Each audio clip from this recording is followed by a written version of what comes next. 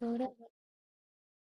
Hare Krishna, Krishna Krishna, Hare Hare, Hare Ram, Ram Ram, Hare Hare. So let me continue.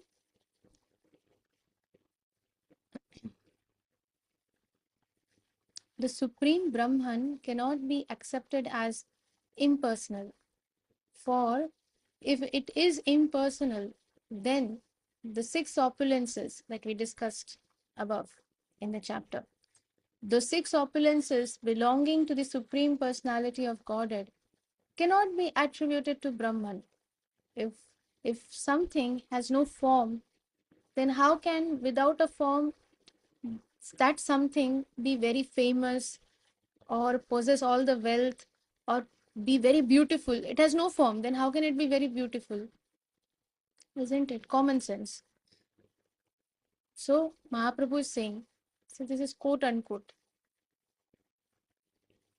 Supreme Brahman cannot be accepted as impersonal, for if it is so, then six opulences belonging to the Supreme Personality of Godhead cannot be attributed to Brahman.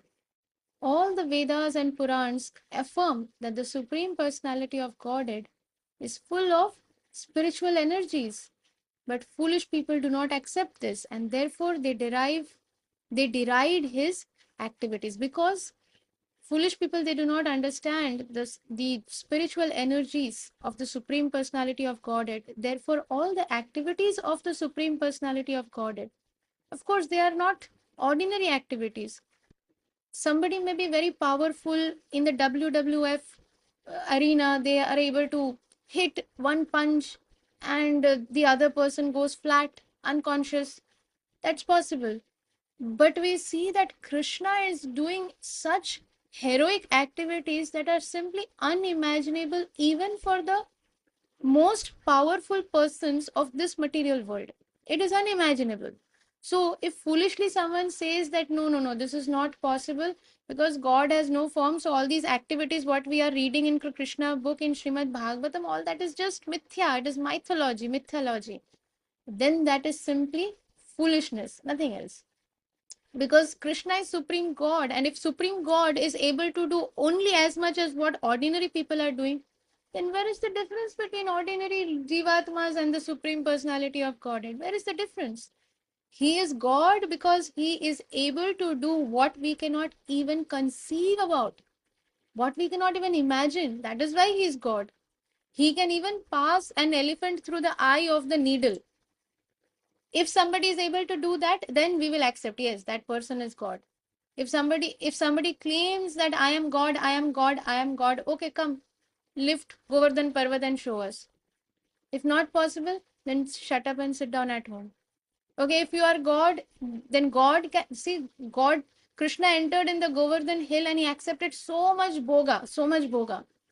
Okay, the entire village was tired and all everything was finished. Still, Krishna was saying Anior, Anior, Anior. But for ordinary persons, you give them one full plate Rajbhog. After the Rajbhog, even that it is impossible to finish that Rajbhog also. 15, 16 items, huge vest in a huge utensil, this bowls and a huge plate. It is impossible for a single person to finish it also, actually. Literally like 50 people can have, that is Rajbhog. So if somebody claims that they are God, then let them have 12 plates of Rajbhog without having to rush to the toilet. So, but foolish people, they cannot accept this, and therefore they deride the activities of the Supreme Personality of Godhead because they cannot understand. They misinterpret the transcendental body of Krishna to be a creation of material nature, and this is considered to be the greatest offense and the greatest sin, Mahapap and Mahaprad. One should simply accept the words of Lord Chaitanya that he spoke in this assembly. Okay, my mistake. I said this is Mahaprabhu is saying. So this is the disciple of Prakashananda Saraswati speaking these words. And so he's saying that one should simply accept the words of Lord Chaitanya that he spoke in this assembly. The individual personality of the supreme absolute truth is explained in Srimad Bhagavatam 3.9.3 and 3.9.4. O Supreme Lord, the transcendental form which I am seeing is the embodiment of transcendental pleasure. It is eternal and devoid of the contamination of the material modes. See, in the material nature, there is sattva, rajo, and tamagun, the three modes of nature. And because we are all contaminated by these three modes of material nature, therefore, sometimes when we are in sattva gun, we are like balanced, we are peaceful, that no, everything is fine. By the afternoon, suddenly we are in the rajogun. So then we are like, okay, we have to do this, we have to do that, we have to acquire that, we have to finish this work. If it doesn't happen, if I don't do it, what will happen? And by night, there is a lot of tamogun. So we are completely bewildered, and our mind is like, that did not happen. Therefore, anger arises. Oh, this work is not happening. Arre, I'm doing so much, but I'm not getting the results. So sometimes we are happy, sometimes we are sad because we are in this duality from here to there, pillar to post. Sometimes we are kicked by Maya on that pillar and we go and hit our head. Ah! And then again we are hit by Maya and we go and hit against another pillar. But the Supreme Personality of Godhead is beyond all this. He is not impacted by the material modes, and therefore he is always, you will never see the Supreme Lord is in tension. When Krishna was riding the chariot of Arjun, Arjun was in tension. Of course, Arjun was frowning, oh, which way to look, what to do. Krishna still had that same Smita He was still smiling very sweetly. There were no creases and frowning on his forehead. Of course, he can manifest any expression. He can manifest any mood, any rasa in order to give pleasure to his devotee. Therefore, when he wants to give pleasure to his dear devotee, Bhishma Pitamaha, that is when he manifests those blood, when Bhishma Pitamaha is shooting those arrows and it hits the body of Krishna, the soft butter-like body of Krishna, and blood starts oozing out because Krishna is in that rasa, because what is the mood that Bhishma Pitamaha has? Virya ras, the mood or the transcendental mellow of fighting of a warrior. So Krishna wants to reciprocate that mood. And in order to reciprocate, when Krishna starts running with the chariot wheel, Bhishma Pitama is describing in the Bhishma Stuti, in Srimad Bhagavatam, very beautiful Stuti. Bhishma Pitama is describing how the beautiful curly locks of Krishna are full of the dust that is created by the hoofs of the horses, because in the battlefield there are so many horses and people and chariots moving, and so much dust is in the air, and because of that dust it is all over the face, and the curly beautiful locks of Krishna full of dust. And Krishna, when he's hit by those arrows, blood is oozing out, and there are beautiful droplets of sweat on his head, because Krishna is now, he wants to fight with Bhishma Pitamaha. Why are you trying to attack Arjun? In order to protect Arjun, he is running, but actually this is for the pleasure of Bhishma Pitamaha also, because Bhishma Pitamaha had taken a vow that although Krishna has promised that he will not pick up any weapon, but I want to see Krishna picking up the weapon. I want to see Krishna in that form, in that mood, in order to give pleasure to his devotee, because that is the actual business of Krishna, to give pleasure to his devotees. Rest everything, paritranaya sadhunam vinashaya cha dushkritam, these are all byproducts. Okay, that anyways, if Krishna just sits in his eternal abode and just desires that, okay, this Hiranyakashipu should die, Hiranyak should die, they will die in one moment only. Krishna doesn't need to come for that. And after coming also, he's fighting for so much time. And then Brahma has to say, Arey, oh Lord, why are you this Hiranyaksh is nothing for you. He's like an ant in front of you. Why are you playing all these games and making us feel scared? As soon as Brahma prays like that, okay, what does Varahadev do? Immediately, tuck, gives and kills Hiranyaksha, and in that moment Hiranyaksha is killed. So it is just by the willing of the Supreme Lord that anything can happen. For that, he doesn't have to be personally present in that scene also. But this is all just to give pleasure to his devotees. So that is the main business of Krishna. And so here, O Supreme Lord, the transcendental form which I am seeing is the embodiment of transcendental leisure. Therefore, Krishna is always full of pleasure. He is eternally blissful. Satchid Ananda Vigraha. It is not Satchid Anand, sometimes Ananda, sometimes Ananand. No, it is not like that. He is always Satchid Ananda Vigraha. It is eternal and devoid of the contamination of the material modes. It is the greatest manifestation of the absolute truth, and it is full of effulgence. So here the description is being given about Krishna, the greatest manifestation of the absolute truth. And Krishna is full of effulgence. O soul of everyone, you are the creator of this cosmic manifestation with all its material elements. I surrender unto you in your transcendental form, O Krishna. O most auspicious one in the universe, you advent yourself in your original personal form in order to be worshipped by us. And we perceive you either by meditation or by direct worship. Foolish people contaminated by the material nature do not give much importance to your transcendental form, and consequently they glide down to hell. They glide down very smoothly. This is confirmed in the Bhagavad Gita 9.11. Avajananti ma mudha manushim tanum ashritam param bhavam ajananto mama bhuta maheshwaram. Avajananti mam mudha. Srila Prabhupada used to quote this many times. Avajananti mam mudha. Manushim tanum ashritam. Manushim tanum. Tanum means body. Manushim means like a human being. Ashritam. When I take the form of a human like body, like an ordinary human.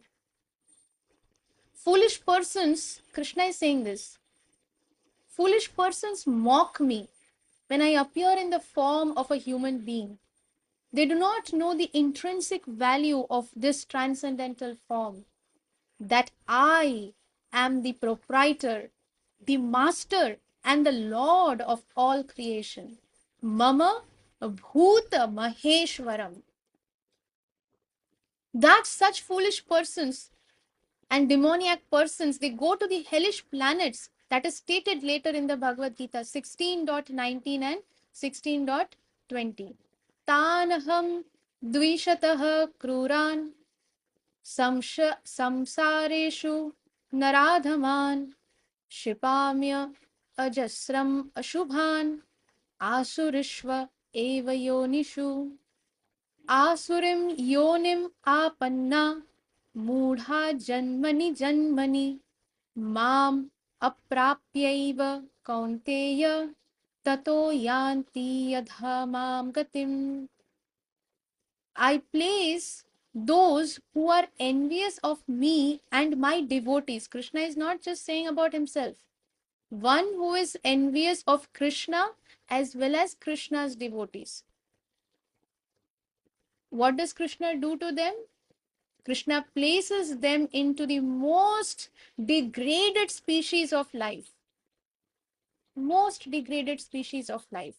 Thus situated, such demoniac souls have no chance of understanding the Supreme Personality of Godhead. So birth after birth, mudha, janmani, janmani, birth after birth after birth after birth, they will never be able to realize the Supreme Personality of Godhead. They will continue living in that demoniac condition, in that most degraded species of life. Therefore, this envy, now we do not know who is a devotee of Krishna. Therefore, we should not be envious of anybody. if we are feeling any kind of envy, dislike for anybody, we are seeing fault in someone unnecessarily, or we are feeling that I hate this person, that means there is envy. Immediately we should mm, I've heard one class from my Guru Maharaj, Srila Jayapataka Swami Guru Maharaj. Of course, it was not specific about envy, because Guru Maharaj says that envy is very dangerous and we have to work on it. We have to come out of it. The antidote of criticizing somebody is we must glorify that person and not falsely glorify. We must note down what are the good qualities of that person, and we should, it is compulsory that we must, and anybody is there, we should start glorifying that person, because we have committed the greatest offense of criticizing somebody, and therefore the only antidote is that we glorify that person as much, because our mind is contaminated. Therefore, to purify it, we have to bring in all the good qualities that that person has. That is the only way to glorify. And we should also share, or try, we should reveal our heart to our uh, guru, and we should also pray and reveal our heart and mind in front of our deities, because deities are pratima nahe tumi sakshat Vrajendra Nandan. You are not just some idol standing in the altar. You are sakshat Vrajendra Nandan Krishna. You are personally present here. It is not that you are some deity, some vigraha, some my doll, and no, you are personally present here. It's just because I am so contaminated, so I cannot understand. Your devotees can understand.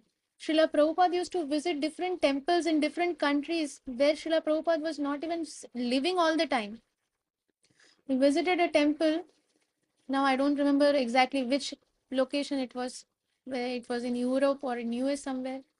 And then Srila Prabhupada then comes and tells the president why there are dark circles in Krishna's, under Krishna's eyes. Now president is thinking, what dark circles? Krishna is all black, the deity is all black. How is Srila Prabhupada saying any dark circles under Krishna's eyes? What is Prabhupada saying?